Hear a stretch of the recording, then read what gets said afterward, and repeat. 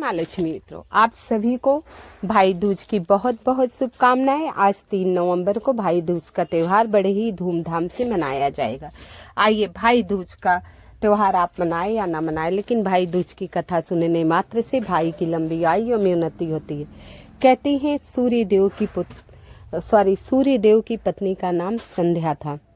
अब संध्या के 2 बच्चे थे, एक का नाम था यम और दूसरे का नाम था यमुना। लेकिन सूर्य की पत्नी जो थी, सूर्य की किरणों को बर्दाश्त नहीं कर पा रही थी, सह नहीं पा रही थी। वो जब भी सूर्य देव आते तो वो अपना मुंह उस तरफ कर देते, उनके तेज से उनके शरीर को जलन होने लगती।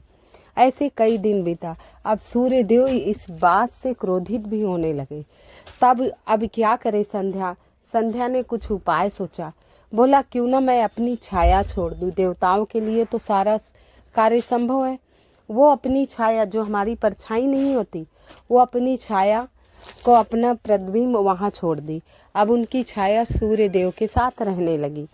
अब उनके पुत्र और पुत्रियां हुए ताप्ती नदी और शनि देव, और कहते हैं अश्विनी सुकुमार जो वैद्य माने जाते, उनका जन्म छाया से हुआ। अब छाया अपने बच्चों के प्रति बड़ा लगाव रखती, यम और अमीना के प्रति वो लगाव नहीं था। ये देखकर दोनों भाई बहन बड़े चिंतित थे। अब यम भाई जो है वो चले गए, यमपुरी अपनी नई नगरी बसा लिए और पापियों को दंड देने का काम देखने लगे। यमुना गौलोक चली गई, यमुना नदी बन गई। अब यमुना जी अपने भाई यम से बड़ा लगाव था, भाई बहुत ज़्यादा लगाव था। वे अपने भाई से बार बार निवेदन करती, भैया मेरे घर आओ, भैया मेरे घर आओ। लेकिन यम को तो फुर्सत थी नहीं कि बहन के घर जा सके। भाई बार बार इतनी बहन निवेदन करती है, फिर भी यमराज को कहाँ फुर्सत थी। पापियों को दंड देना, लोग आ जा रहे हैं, बहुत ज़्यादा वही खाता उनका चलता था। वे अपने इष्ट मित्रों के साथ अब बार बार निवेदन करती रही कि वह अपने अपने मित्रों के साथ आ जाए, जो उनके दोस्त हैं, फ्रेंड हैं, सबको साथ लेकर मेरे घर आओ। लेकिन अधिक काम में व्यस्त होने के कारण यमराज यमुना की बात अक्सर टाल देते। बहन आ जाऊंगा, हाँ आ जाऊंगा, ऐसे कहते रहते। अब यमराज बहुत बार टालते रहे। एक बार क्या हुआ, यमराज ने सोचा, मेरी बहन यमुना मुझे बार बार बुलाती है और मैं बार बार उसकी बात टालता हूँ, ये अच्छी बात नहीं है। क्यों ना एक दिन बहन के घर चला जाए। तो एक बार उन्होंने कार्तिक पक्ष की शुक्ल पक्ष का दिन था और 2 तिथि थी। अमावस्या के तीसरे दिन 2 तिथि पर वो यमुना के घर आए, यमुना जी के घर आए। अब यमुना जी ने अपने भाई को भोजन के लिए अपने घर आने का निमंत्रण भी दिया। जब निमंत्रण दे दिया तब इस बार यमुना ने भाई के पसंद का सारा खाना बनाया था, भाई के पसंद का सारा खाना बनाया था और वचन ले लिया कि आप कार्तिक की दूज को मेरे घर अवश्य आएंगे। अब भाई जब यमराज ने वचन दे दिया तो वचन नहीं तोड़ सकते थे, अब तो उन्हें आना था। यमराज ने सोचा कि मैं मृत्यु का देवता हूँ, अब प्राण हरने वाला हूँ, मुझे कोई भी अपने घर नहीं बुलाना चाहता।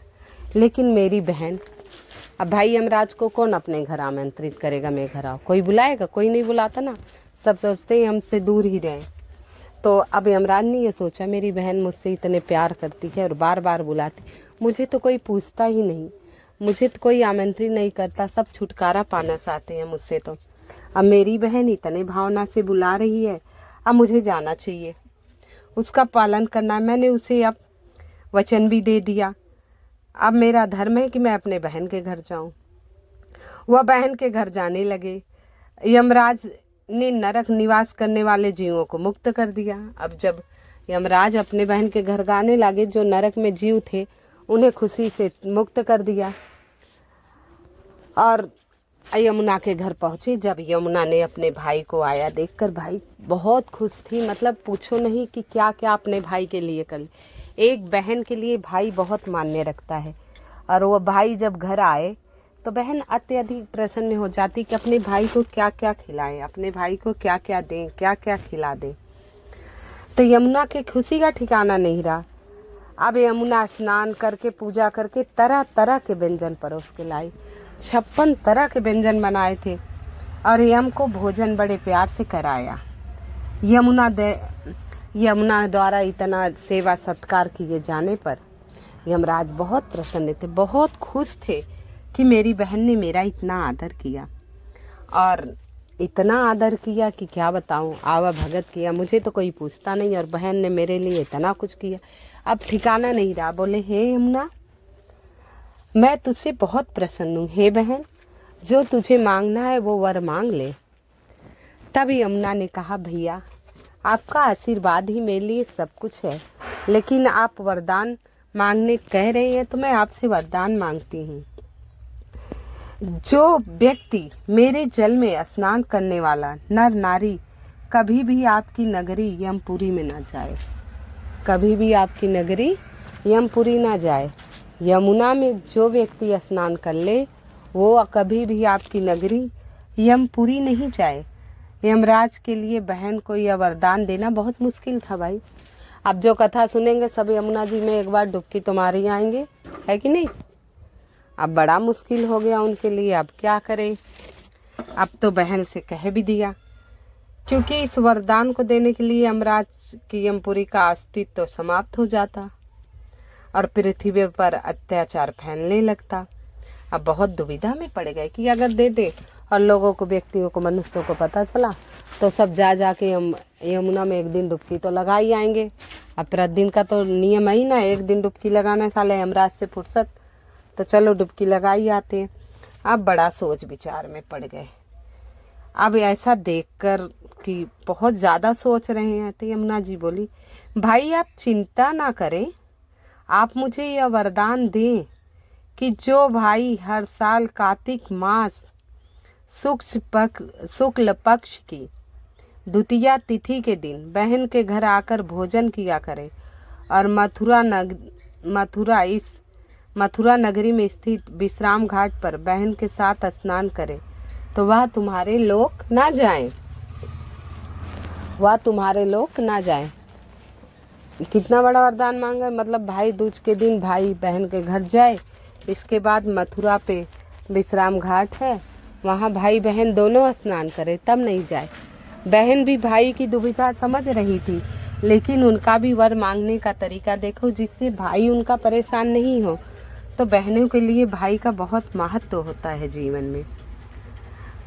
तब यमराज बड़े प्रसन्न हुए, बोले, बहन तूने मुझे दुविधा से निकाल दिया, नहीं तो मैं सोच रहा था अगर मैं तुझे ये वरदान दे दिया तो सभी यमुना जी में एक एक बार डुबकी लगा आएंगे और हमारे यमपुरी का अस्तित्व तो खत्म हो जाएगा। तो बहन ने कहा, हे भाई, मैं भी जानती हूँ ये बात, इसीलिए जो भाई दूज के दिन भाई बहन के घर आकर भोजन करेगा और मथुरा नगरी विश्राम घाट पर जाकर स्नान करेगा वो यमपुरी कभी नहीं जाएगा। ऐसा वरदान उन्होंने मांगा। इस पर यमराज अत्यंत प्रसन्न हुए और तथास्तु बोला, इसी तिथि पर जो भी भाई अपनी बहन के घर भोजन नहीं करे मैं उन्हें बांध कर यमपुरी ले जाऊंगा। ऐसा कहा, तुम्हारे जल में स्नान करने वाले भाई बहन को स्वर्ग की प्राप्ति होगी। यमराज ने कहा।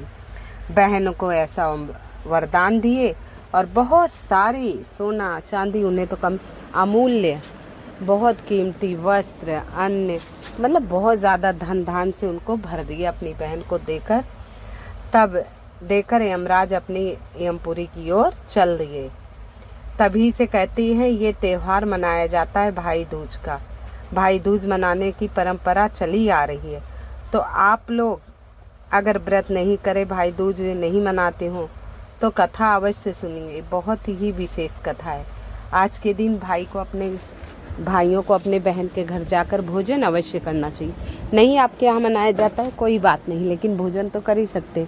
तो मेरी तरफ से भी आप सभी को भाई दूज की हार्दिक शुभकामनाएं। 1:25 से लेकर 3:13 तक भी शुभ मुहूर्त है। राहु काल का ध्यान करके आप भाई दूज का त्यौहार मनाइए। आप सभी को भाई दूज की हार्दिक शुभकामनाएं।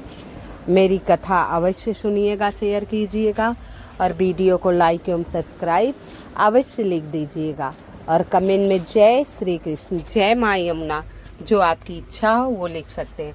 एक बार पुनः आप सभी मित्रों को भाई दूज की हार्दिक शुभकामनाएं। सभी के भाई की लंबी उम्र हो, हर विघ्न बाधा हर संकट से दूर रहें। जय श्री कृष्ण, जय श्री कृष्ण, जय श्री कृष्ण।